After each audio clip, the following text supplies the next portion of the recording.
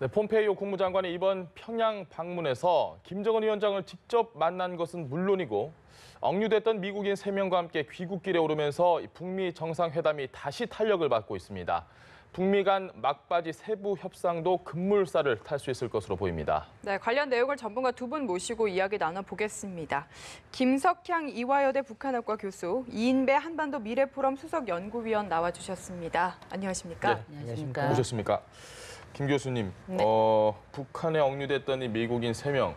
사실 처음에는 트럼프 대통령이 극적인 모습을 연출하기 위해서 직접 데려올 수도 네네네. 있다라고 했는데 일단 폼페이오 장관이 데리고 지금 비행기로 가고 있는 중이죠. 네, 새벽 2시, 미국 시간으로 새벽 2시에 네. 도착할 거라고 하고 트럼프 대통령이 직접 마중 나가겠다고 뭐 하셨으니까 어떻게 될지 모르지만 일단은 뭐 비행기가 떴고 예.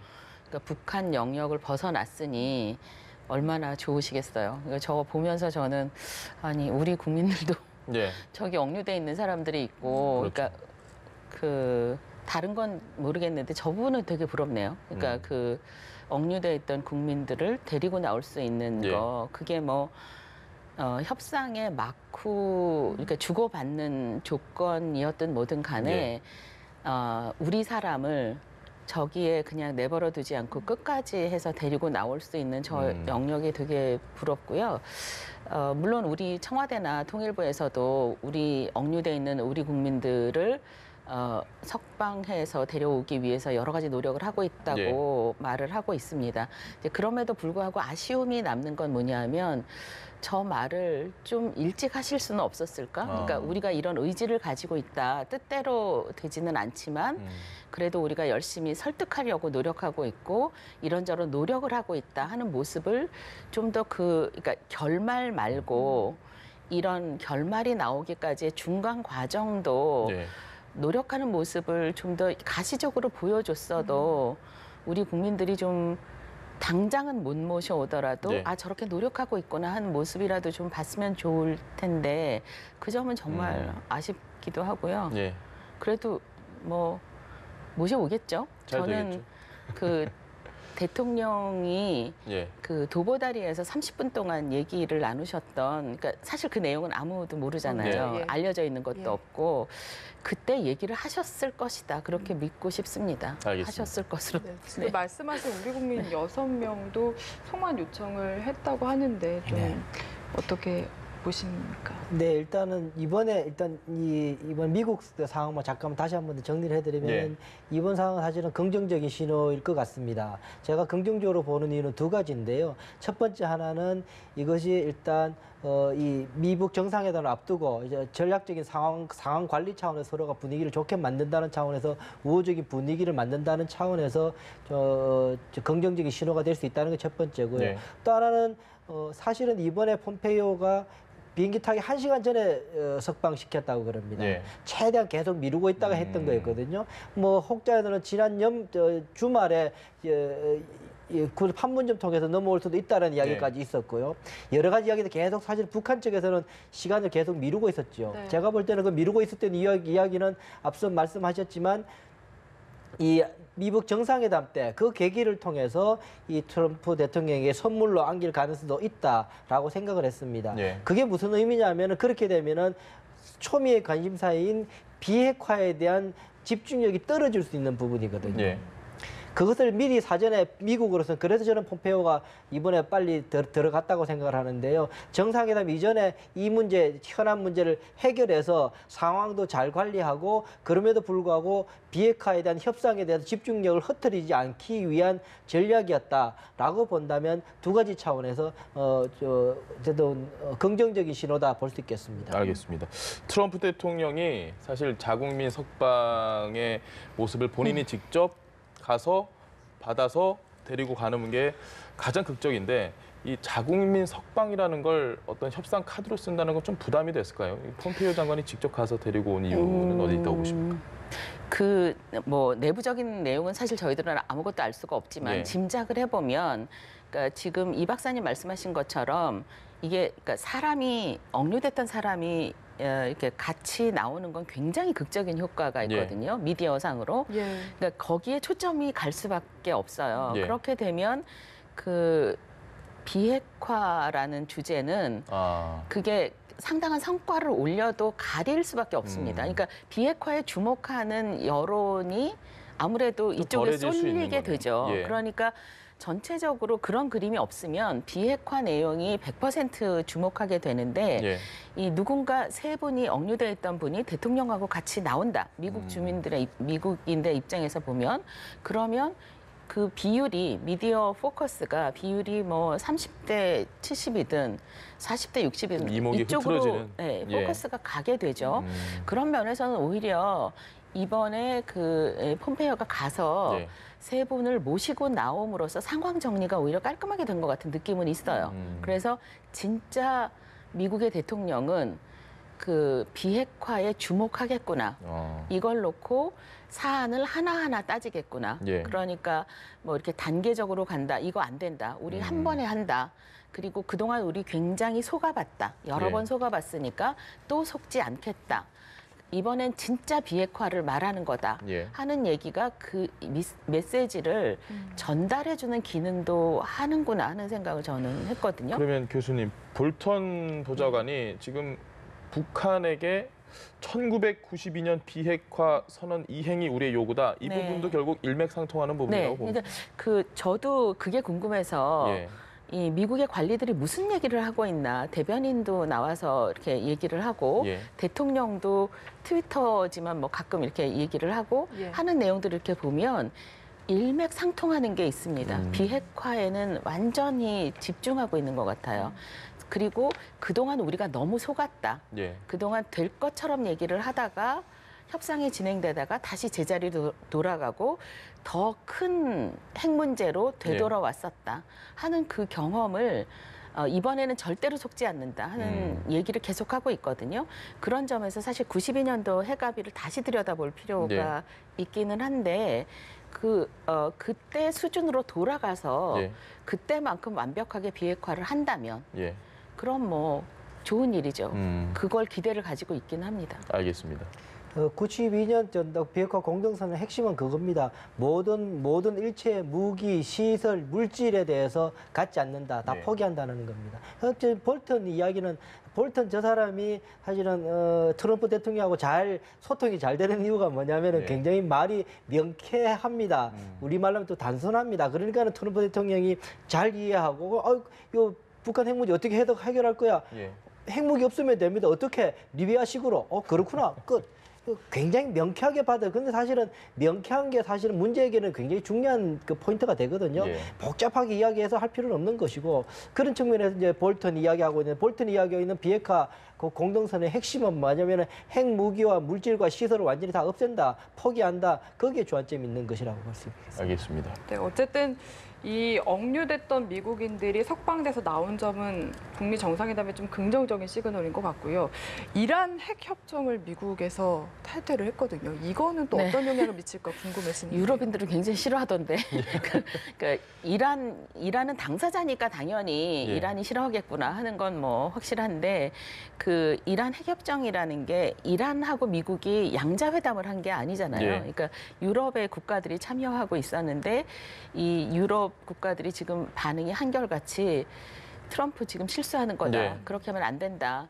그리고 그나마 이 핵 협정이라도 있으니 상황이 관리가 되는 거다라고 지금 얘기를 하고 있는데 네. 이게 사실 북한에 어떤 메시지를 주는지 저는 솔직히 잘 판단을 못 하겠어요. 이게 그러니까 긍정적인 면으로 보면 네. 저 같은 사람이 보기에 긍정적인 면으로 보면 트럼프 대통령은 이란 정도의 핵 합의로는 만족할 수 없다. 예. 그러니까 그보다 훨씬 더 깔끔하게 우리가 92년도에 그 이 핵 협정을 했던 것처럼 예. 그 수준으로 완전히 철폐하는 거 그렇게 가야 한다라는 뜻이 될 수도 있고 또 다른 면에 약간 우려스러운 거는 그 저 정도 합의를 해놓고도 미국이 탈퇴를 한다면 북한 쪽에서 보면 그럼 우리하고 핵 합의를 해도 믿음의 이거를 문제가 좀- 못 지킬 수도 있겠구나. 예. 이런 신호를 줄 수도 있어서 이게 이 눈앞에 다가온 북미 회담에서 어떤 시그널로 작용을 할까 하는 거를 지금은 잘 저는 판단을 못 하겠습니다. 알겠습니다. 시청자분들이 이란 핵 협정에 대해서 사실 좀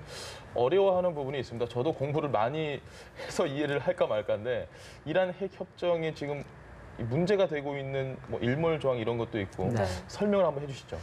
첫 번째는 이겁니다. 그러니까 이란 핵협정을 하면서 합의했던 것이 원심 분리기의 숫자를 획기적으로 줄이겠다. 예. 그렇게 하면 이제 우라늄을 생산할 수 있는 능력을 획기적으로 한 10분의 1 정도로 줄이게 되는 거죠. 그렇게 되면은 핵무기를 만들더라도 당장 만들 수 없고 예. 몇 년 후에 만들 수 있게 만들겠다. 그런데 그게 맹점은 뭐였냐 하면은 원심 분리기의 고도와 기술을 발전시키는 실험용은 계속 개발하겠다 예. 하도록 허락한 거지요. 그 말은 무슨 말이냐면은 1000개로 만들어서 1000개를 돌려서 할 수 있는 것을 성능이 좋아져 가지고 100개 가지고 만들 수 있게 돼 성능이 좋아지게 되면은 앞서 말한 건 10년 동안 못 만들게 된 네. 것을 더 땡길 수 있게 되는 맹점이 생겨서요. 트럼프는 그게 기분 나쁜 것이 하나가 있고요. 또 하나는 보면은 10년 또는 15년 동안 무기급의 고농축 우라늄을 만들지 않겠다라고 이제 한 거거든요. 네. 그 10년 플루토늄하고 우라늄하고 조금 다른 것 같은데요. 그래서 10년, 15년에는 기한을 두었기 때문에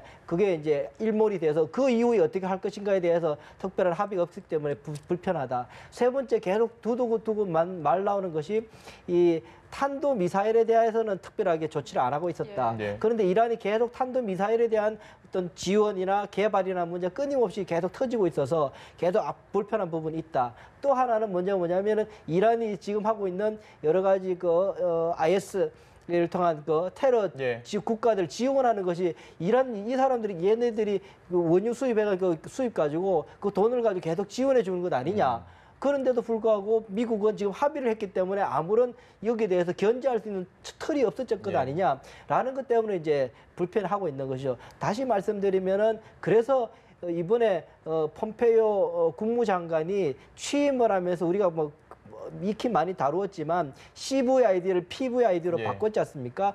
퍼머넌트 영구적이라고 했던 말인데요. 저는 그걸 보면서 P에 갖는 의미는 국무장관은 사실은 북한 핵 문제도 굉장히 초미의 관심사이기도 하지만 예. 이란 문제도 굉장히 중요한 문제였거든요. 그러니까 이게 앞으로 미래에 그런 문제의 소지가 없는 해결 방안 예. 이란 측면에서 이란도 포함되고 북한도 포함되는 거여서 P를 썼다 저는 그렇게 보고 있습니다. 알겠습니다. 이 박사님 하나만 더 여쭤보겠습니다. 사실 중동 문제가 정말 복잡해서 오늘 뭐 밤새 토론을 해도 이야기를 다 못할 것 같은데 북한 입장은 어떨까? 이 트럼프 대통령의 이번 핵협정 철회 선언을 보는 북한의 입장 어떤 생각을 좀 하고 있을 것 같습니까? 일단 지난번 2015년에 이란과 핵합의할 때도 북한 한 말이 있습니다. 예. 북한이 무슨 말을 하냐면 환영한다. 그러나 우리하고는 관계없다. 이렇게 말을 합니다. 그러니까 이게 어떤 식으로든지 핵합의가 이루어져서 본인들이 사찰이 들어가거나 여러 가지 하는 것에 대해서는 그때 당시에 북한은 어쨌든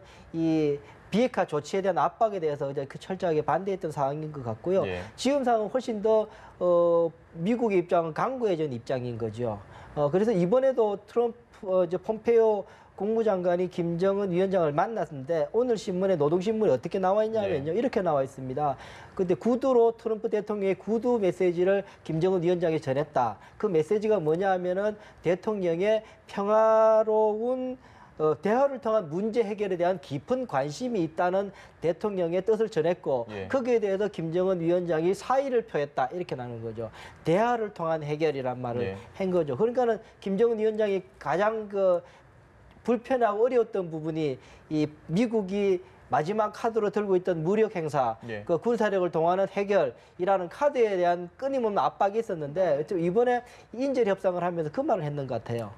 그러니까 이게 이거 보면은 그렇다고 해서 무력 행사를 포기했다는 말은 아니에요. 가능성이 근데 낮아진 깊은 대화를 통한 해결에 깊은 관심을 가지고 있다는데 사의를 표명했다. 이 말은 꽤 설득하는데 했다는 생각이 들어서 그렇게 볼 때 이번에 이 폼페이오 국무장관 갔을 때 예. 어쨌든 아마 제 추측입니다만 이 외교적인 채널을 통한 대화에 집중해라. 이것이 굉장히 중요하고 굉장히 유용하고 마지막일 수 있는 카드니 이것을 김정은 위원장은 잘 활용해야 될 거다.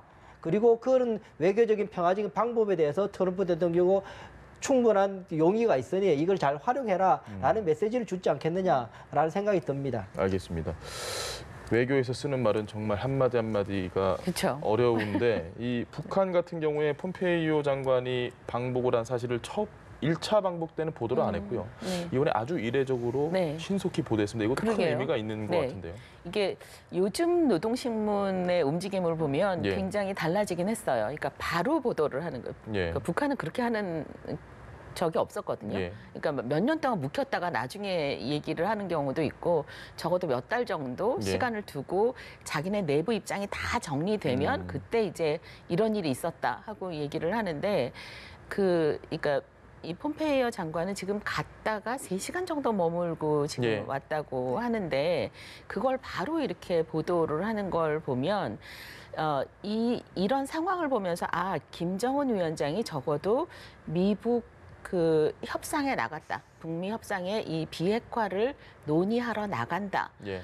하는 거는 진심인 것 같아요. 그러니까 그게 아니면 저렇게 이렇게 바로 대놓고 그러니까 노동신문에 공개를 할 리가 없다는 생각이 들거든요. 네.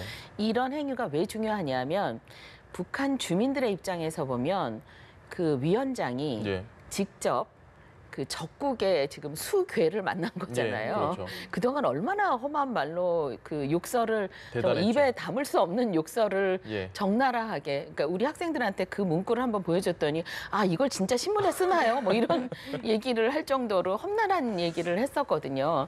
근데 그런 사람을 지금 만나서 같이 악수하고 손잡고 사의를 표했잖아요. 예. 그 김정은 위원장이 뭐 트럼프 대통령이 뭐라고 말을 한 건 말을 한 거고 사의를 표한 거는 그냥 지나가는 말이 아니거든요. 노동신문에 나온 문구가 그냥 나온 게 아니기 때문에 적어도 그냥 가볍게 한 번 던져보고 안 되면 말고 식의 협상은 아닌 것 같아요. 그러니까 진심으로 이번에는 비핵화를 가지고 승부수를 한번 던져보는 거죠. 어떤 형태로 결과가 나오든 좋은 쪽이었으면 좋겠습니다. 네, 김정은 위원장이 폼페이오 장관을 만났고 하루 정도의 시차를 두고 시진핑 주석을 만났습니다. 네네. 이를 두고서 지금 줄타기 외교다라는 표현도 뭐 냉전 시대와 비교해서 나오기도 그렇죠. 하고요. 네. 실제로 줄타기 외교라고 저는 지금 그렇다고 평가하시나요? 생각합니다. 그러니까 그 김정은 위원장의 입장에 잠깐 이렇게 빙의해서 생각해 보는 적이 있어요. 나라면 내가 저 나이에 예. 젊은 남자인데 그 어쨌든 2,500만 인구를 책임지고 있는 지도자의 위치에서 사람들이 나만 쳐다보고 있어요. 예. 그러니까 내가 어떤 말을 하든지 누구를 만나는지 이거를 주시해서 보고 있거든요. 예. 그런 상황이라면 지금 2,500만 중에 한 5만 명 정도가 생활에 어려움이 오고 나머지는 다 어려워요. 예. 그 굶어 죽는 사람도 상당히 많을 거라고 저는 음. 생각합니다. 그 사람들을 먹이고 입히겠다고 자기가 공언했어요. 예. 2012년도에 집권하자마자. 그게 아직 잘 안 된 거거든요.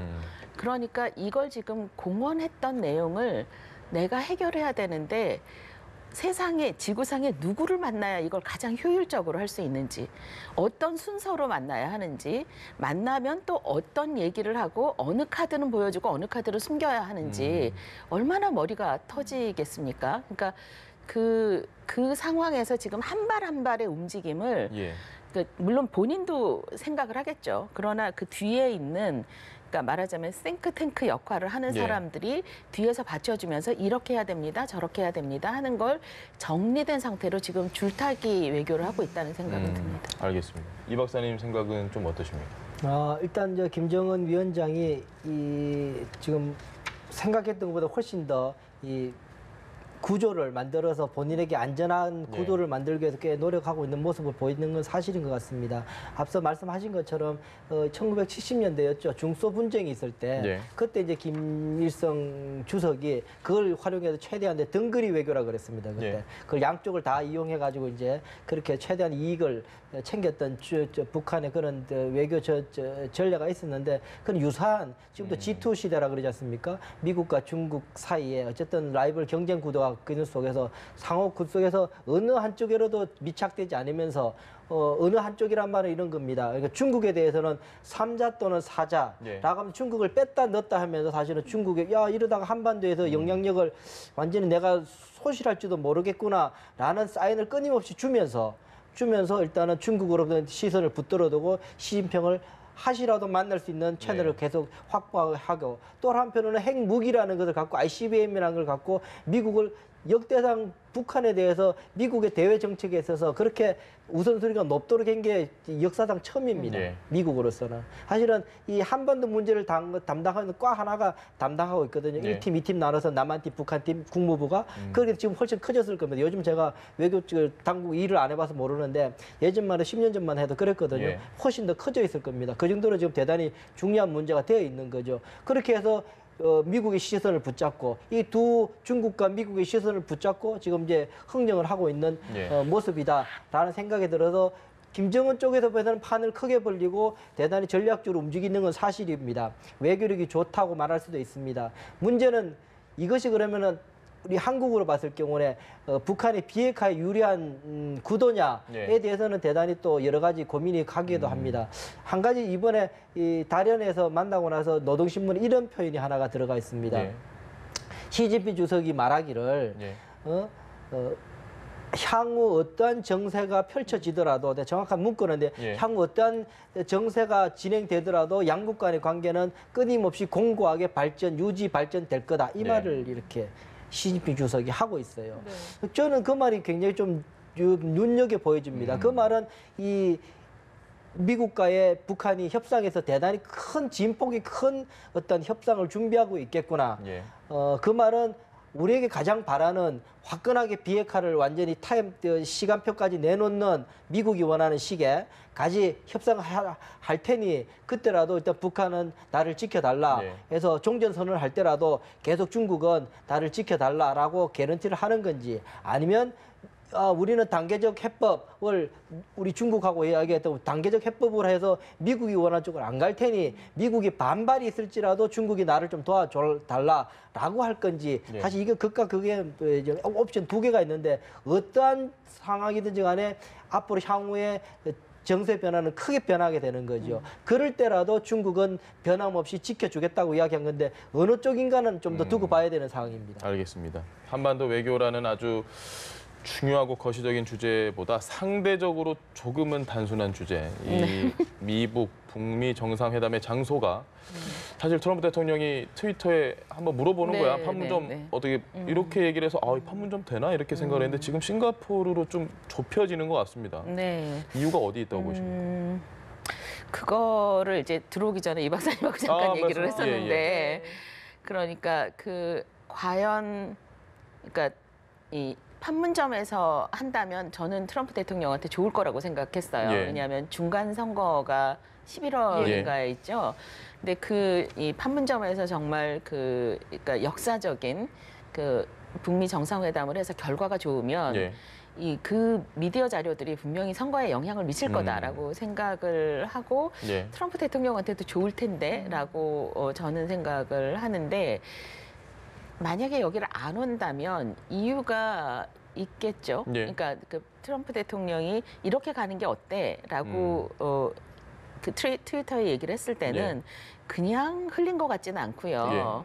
주변에 이런저런 의견이 있고 본인도 이렇게 해보는 게 어떨까 하는 생각을 하면서 했을 텐데 그거를 지금 CNN 방송에 의하면 싱가포르 쪽으로 결정이 된 것 같다라고 얘기를 하니까 그 얘기는 이 판문점에 가서 극적인 효과를 노릴 정도로 아주 좋은 협상 결과를 예상하지는 못한다는 뜻인가 하는 생각을 하게 되기도 합니다. 의제 조율 과정에서 뭔가 네. 그러니까 이게 북미 협상은 어차피 진행은 될 것 같고요. 이게 예. 안 된다, 깨진다 이 정도는 아닌 것 같고 특히 세 분을 모시고 이제 나온 행위도 굉장히 극적인 예.